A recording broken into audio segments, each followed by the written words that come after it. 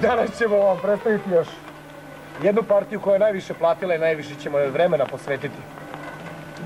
Dakle, Kurac Channel vam pomaže da pravilno odaberete vaše poslanike. Sa nama je ovde, van našeg studija, vođa ateističke stranke, dostojanstveni rabin Vojislav Špegelj. Kažite. Pa, ako glasate za nas, dobit ćete Krst je vaš. Krst je vaš!